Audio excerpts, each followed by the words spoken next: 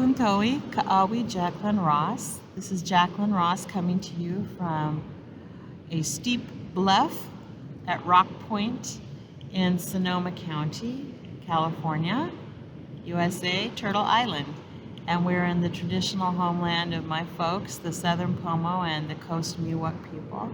We're between a couple of the beaches in the Sonoma Coast Beach and Park system. It's a long string of beautiful, publicly accessible beaches that run for several miles, all the way from just north of the Russian River, or the Ashokauna, all the way down to Marin County.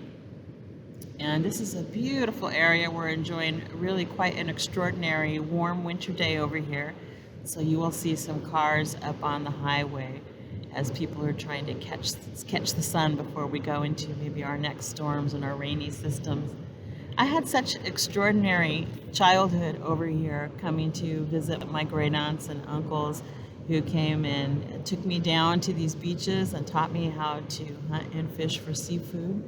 We do eat a lot of different things in our food shed, a lot of terrestrial species as well.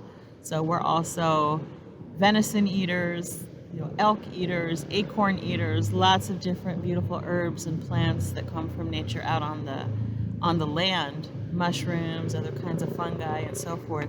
But the ocean traditions are just so rich over here because we're in an area of extraordinary natural biodiversity.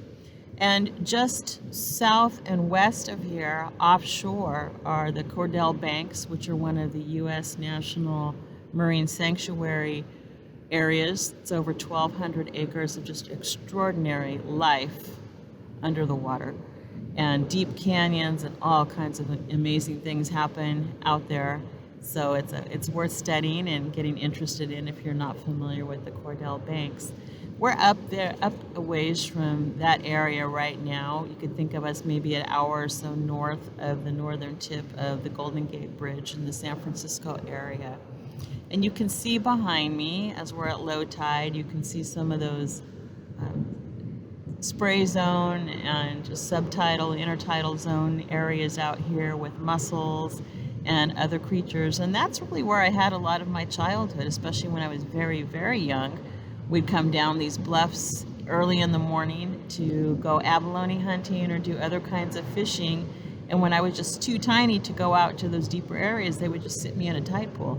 And so I had the chance to observe for quite a while a lot of the wee life that happens in those tide pools. And then later, as I got older and got a chance to talk to people and see more of what was going on, I started to appreciate how everything builds from those small places, and from plankton and the creatures that come out from the eggs and the larval stages of their lives, and all the wee crabs and the worms and everybody that uses those tide pools as the beginning of their own life as well. And then getting to appreciate, like moving a little further out into the ocean as I got older, getting to appreciate the rock dwellers, so those barnacles and the mussels and the rock scallops and the chitin and the abalone and all the snails and the sea greens, the grasses that help support them and hide them and give them shelter. Those that dwell in the mud and the sand, the clams, for example. We used to have quite a variety of clam species out of there. Partly because of regulation, we don't have that diversity anymore. So when native people along this area were no longer able to do our customary clam tending, we actually lost some species. We also, of course, are relatives with the octopus and her den out here, and the squid and the shrimp, the fishes, great and small, anemones, lobsters, crabs, the eel. All those relatives were made known to me when I was a small child. The seals, the sea lions, the otter, the great fishes, the salmon, cod, bass, perch, the small fishes, the smelt runs, the herring out here, and then of course the sharks, the whales, the occasional dolphins, seals, sandbirds, the great fishing birds who often fish beside us, especially when the men are doing surf fishing for night surf and day surf out on the stretches of cliff out here. And you can see down there on the beach some of those wide areas where people go down with their nets, usually A-frame nets or throw nets around here. And I remember sitting up at the top of these bluffs in the parking lot with my dad and looking down the row, and just like lots of old guys with their fishing nets, everybody drinking coffee, watching the surf, but watching the skies. And of course, we were watching for when the birds would go down to fish. And when the birds went down, the humans went down. And so we went down there and did our surf fishing, and I was support crew for that. And when the guys would come in with their nets, they would drop them in buckets. And then part of my job as a little kid was to separate the fish from the rocks and the seaweed and anything else that came up into there. I remember the day that my dad got a sea lion in his net. Nobody was happy about that. So everybody comes to fish in those times as well. And it was a really fun way to grow up and be around that.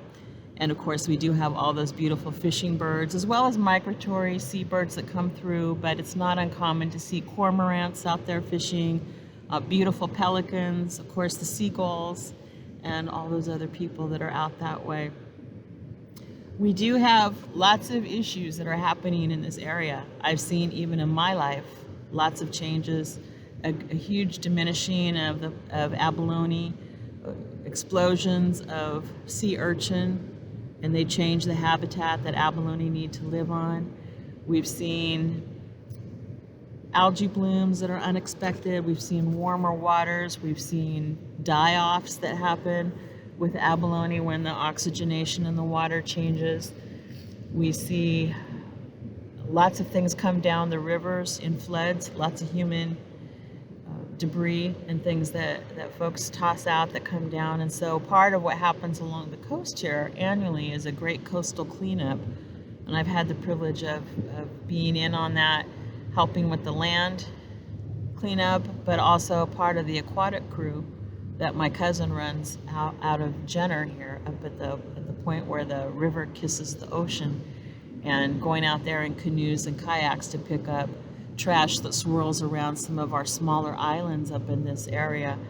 So we have some of those issues as well. And then we have concerns about agricultural runoff, competition for water and land between natural species and livestock species, and regulatory conflict as well. So there's a lot of work to be done over here, but also wonderful sea and fishing traditions that need to be preserved and need to be brought back and restored.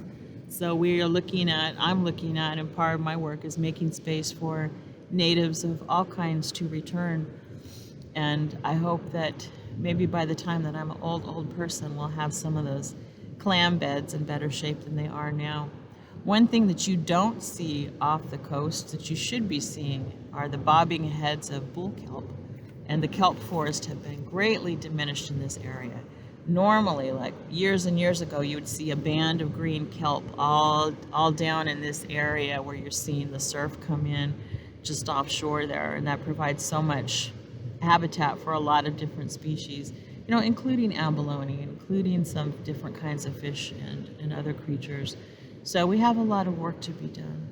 But if you haven't been to this part of the world, I hope you'll consider coming and bringing your natural reverence and natural respect for this beautiful area. I'd appreciate personally if you brought a little bag with you, so if you see any trash or things that you could pick up, you help us clean up this coastline, because that's something that needs to happen every day. So thanks for spending some time with me today. I greatly appreciate that. And I'll look forward to talking with you more in the Terra Madre and slow fish and slow food discussions. Thank you. Opuntoi, this is Jacquelyn Ross coming to you from the homelands of the Southern Pomo and the Coast Miwok people.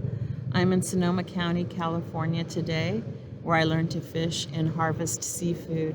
And I'm happy to be part of Terra Madre, our food, our planet, and our future together. Yafui.